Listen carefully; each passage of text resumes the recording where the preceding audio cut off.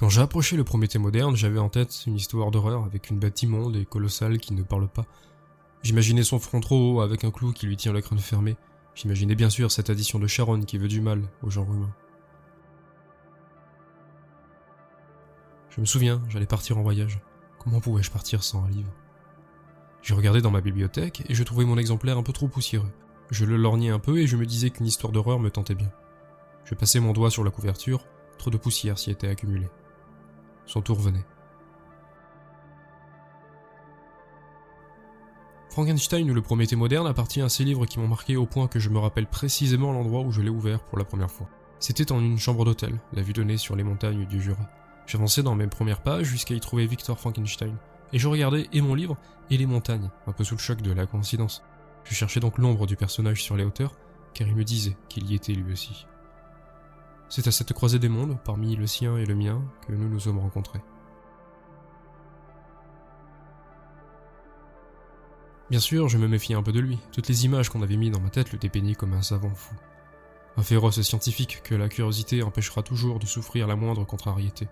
Or, à le rencontrer dans ce paysage paisible des montagnes du Jura, Victor me disait n'être qu'un grand savant, curieux et orgueilleux, certes, mais un simple savant, ce qui n'est pas la même chose qu'un homme ayant perdu la raison.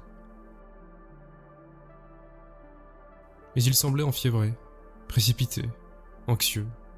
Pourquoi chercher la paix ici, sinon? Qu'est-ce qui le préoccupait? Il se refusa de me le dire. Je le découvrais plus tard dans ma lecture, car c'est dans ce plus tard que je compris la portée de l'œuvre, que je compris le propos de l'autrice. Dès ma rencontre avec Victor, elle me parlait du monstre. Car ne vous y trompez pas, il n'est de monstre plus horrible que celui qui nous ressemble, que celui que nous pourrions être.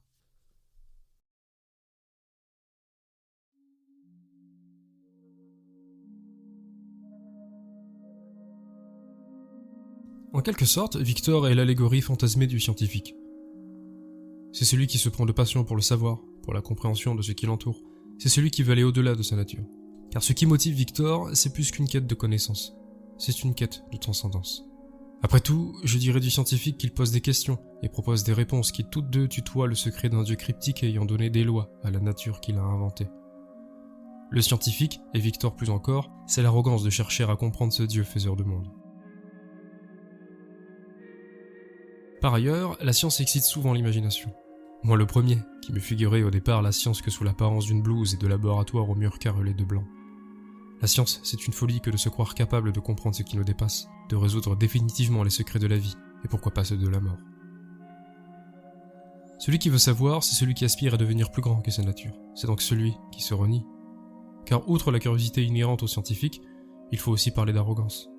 L'arrogance de comprendre ce qui nous échappe, la prétention de lutter contre la mort, l'outrecuidance de concevoir des traitements qui rallongent la durée de vie d'un condamné à mort par la maladie, mais aussi la présomption de comprendre la vie, et l'orgueil de la donner. Donner la vie ne devait être pour Victor qu'un essai pour valider ses hypothèses, mais donner la vie va devenir son supplice. Bien sûr, il ne révélera rien de ce qu'il sait, de l'étincelle qu'il sait insuffler dans la chair morte pour la faire se mouvoir. Il taira tout cela pour nous sauvegarder, mais il dira de ce qu'il dut s'enfoncer lui-même dans la fange pour vérifier ses hypothèses. Vous vous en doutez, Victor ouvre la boîte de Pandore. C'est d'abord euphorique qu'il assiste à son miracle, car voilà le secret de la vie, c'est lui qui l'a trouvé. Dès lors il devient Prométhée, il apporte le feu aux hommes, alors il craint le châtiment des dieux. Plus tard, c'est la vergogne, la honte, le scrupule, la juste mesure de son acte, c'est-à-dire d'avoir donné naissance à ce qui ne doit pas exister, qui le tiendront muet.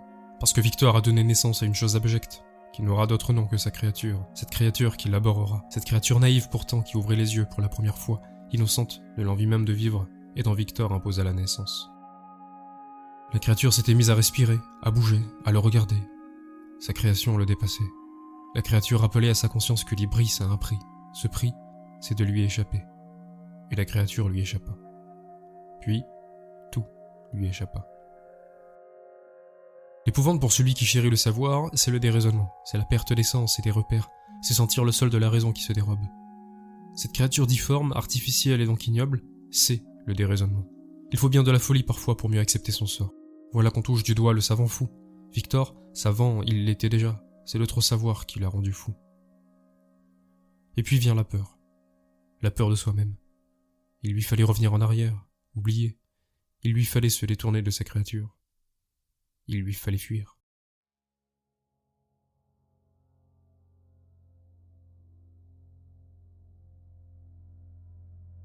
La créature est le personnage qui de loin m'a le plus marqué. Touché, aussi. Bien loin de l'image que je pouvais jusqu'alors en avoir, la créature m'avait amené vers d'autres sentiers, d'autres questionnements que je ne pouvais soupçonner quand je l'ai rencontré pour la première fois. Nous le disions tout à l'heure, approcher le classique, c'est croire d'avance le connaître. Or j'avais dans ce devancement de l'œuvre tout faux. J'étais bouleversé de ne vérifier aucune de mes attentes au préalable, j'étais même très heureux que rien ne convienne à ce que j'avais d'abord imaginé. L'avons-nous dit, je pensais rencontrer un monstre épouvantable, avide de sang qui répand la terreur. Je n'ai rien rencontré de cette horreur. Cette créature charogne n'avait de monstre que les tissus et les peaux diverses. À la vérité, cette créature hideuse venait seulement de naître. Elle était un enfant devant lequel Victor a fui. Dans le fil de ses souvenirs qu'elle retrace avec son créateur, la créature ayant appris à parler confie ses sentiments, ses transports. Elle explique qu'elle voulait donner à l'autre l'amour qu'elle n'avait jamais eu. Mais elle s'indignait, cette créature, car cet autre à qui elle tend la main la rejette sans cesse. Son corps dit assez d'elle, elle est une création odieuse. Sa taille, son envergure, sa figure sont repoussantes. Qui ne la fuirait pas? Qui serait assez fou pour ne pas la fuir? Elle qui si monstrueusement se dérobe à la réalité. Or elle tend ses bras, ses longs bras, elle propose sa main, mais personne ne la serre jamais. Il fallait de lacets, vieil homme âgé et aveugle, qui, empêché de la voir, pouvait lui témoigner un peu d'amour. Car le vieil homme entendait ce que la créature choisissait, c'est-à-dire ses mots, et ne voyait pas ce qu'elle n'avait pas choisi, c'est-à-dire son apparence. Mais les autres habitants de cette maison malheureuse finiront par lui tomber dessus. Eux n'auront pas assez de cécité, ni dans leur cœur, ni dans leur regard. Ils la verront bel et bien, et la chasseront.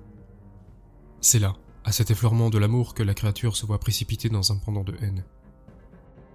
C'est en effet ce rejet du peu d'amour dont la créature percevait à peine l'éclat qui va lui faire entreprendre l'ignoble.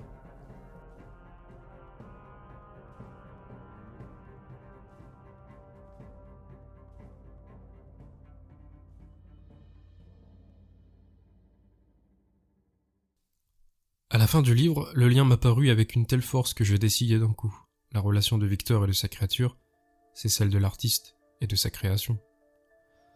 Je ne veux pas trop en dire et garder le secret pour celles et ceux qui ne l'auraient pas encore lu. Pour le reste, de vous témoigner un silence empreint de connivence.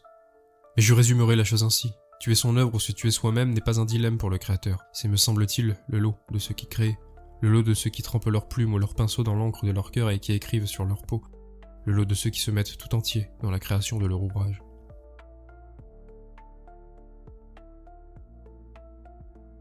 Ce que je vous souhaite enfin est d'éprouver la même sensation que moi à la découverte et à la lecture de ce chef-d'œuvre. De vivre et de ressentir l'impalpable que les écrivains dépeignent avec des mots.